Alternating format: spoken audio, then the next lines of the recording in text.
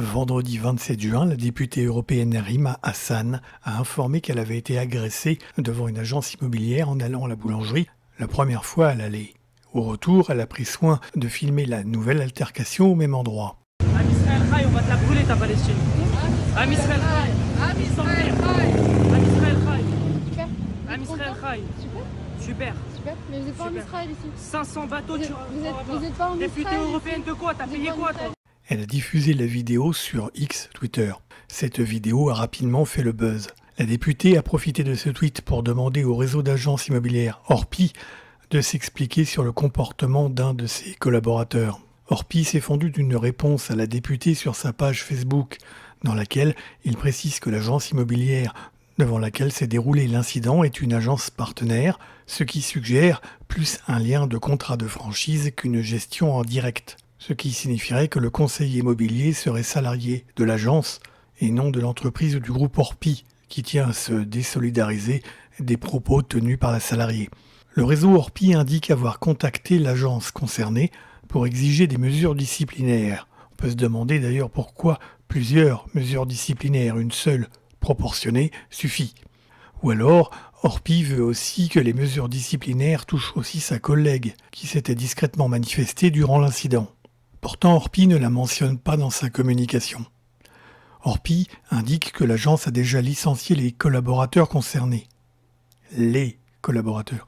Donc la collègue serait aussi sanctionnée. Alors en droit du travail, il y a plusieurs choses qui font tiquer. Déjà, si Orpi n'est pas l'employeur du salarié en question, il ne peut exiger quoi que ce soit vis-à-vis de l'agence immobilière. Une agence partenaire d'un réseau immobilier est une entreprise indépendante. Dans le cas présent, cette agence appartient à un actionnaire unique, un particulier, et non l'entreprise Orpi. Donc Orpi n'a aucun lien de subordination envers le salarié et ne peut exiger une quelconque mesure disciplinaire. Par contre, Orpi peut exiger de l'agence qu'elle mette fin aux troubles nés de cet incident, comme le permettent les liens de nature commerciale. Orpi indique que l'associé de l'agence a déjà licencié plusieurs personnes suite à cet incident.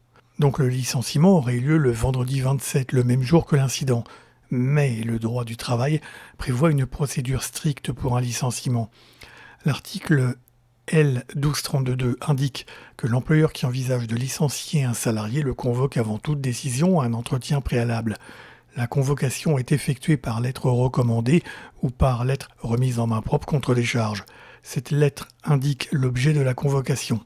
L'entretien préalable ne peut avoir lieu moins de 5 jours ouvrables après la présentation de la lettre recommandée ou la remise en main propre de la lettre de convocation. De plus, l'article L1232-6 précise que la notification du licenciement ne peut avoir lieu moins de 2 jours après la date de l'entretien préalable, et ce, quelle que soit la gravité de la faute. Donc, si les 2 personnes de l'agence immobilière en cause ont déjà été licenciées, elles pourront faire valoir leurs droits devant le Conseil des prud'hommes. Mais peut-être n'ont-elles pas le statut de salarié et sont peut-être agents commerciaux immobiliers et inscrits à ce titre au registre des agents commerciaux au greffe du tribunal de commerce de Paris. Dans ce cas, pas de licenciement, mais une rupture de contrat commercial. Nous aurons les suites de cette affaire dans les prochains jours, mais le plus probable est que ces 2 agents immobiliers aient été mis à pied en attendant une convocation à un entretien préalable au licenciement. Mais l'annonce prématurée de leur départ par Orpi met le gérant de l'agence dans une position très délicate. Les vidéos de la Minute du droit du travail sont publiées de manière irrégulière.